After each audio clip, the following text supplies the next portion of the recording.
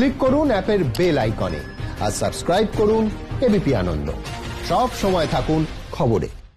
নমস্কার, দেখছেন এবিপি আনন্দ, আপনাদের সঙ্গে আমি কুসুমিতা। চোর সন্দেহে ভাঙড়ের কাশীপুরে গৃহবধূকে পিটিয়ে খুনের অভিযোগ, গ্রেফতার মূল অভিযুক্ত সহ 4। কথা বলবো আমাদের প্রতিনিধি হিন্দুল দের সঙ্গে। হিন্দুল, কি ঘটেছে?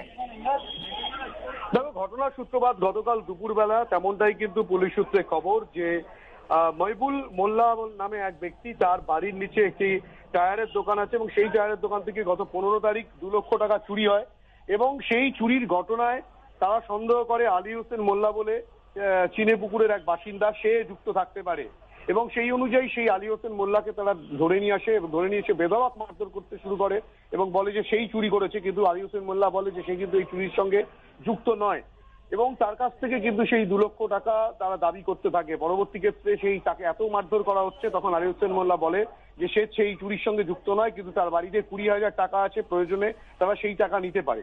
এই খবর পাওয়ার পরেই অভিযুক্তরা তারা তৎক্ষণাৎ তার বাড়িতে চলে যায় এবং তার বাড়িতে গিয়ে তার স্ত্রী সুফিয়া বিবি তাকে কিন্তু বলে যে 20,000 টাকা দিতে এবং তিনি বলেন তার কাছে সেরকম কোনো টাকা নেই। তখনই কিন্তু এই মহিবুল মোল্লা এবং তার সহযোগীরা সেই সুফিয়া বিবিকে বেধড়ক মারধর করতে শুরু করে এবং তারপরেই এই মারধরের ঘটনার খবর পাওয়ার পর যে কাশীপুর থানার পুলিশ তারা ঘটনাস্থলে যায় এবং চিনেপুকুরে সেই বাড়ি থেকে দুজনকে উদ্ধার করে যখন আরজিকর হাসপাতালে নিয়ে যায়, হাসপাতালে নিয়ে গেলে কিন্তু সুফিয়া বিবিকে মৃত বলে ঘোষণা করা হয়।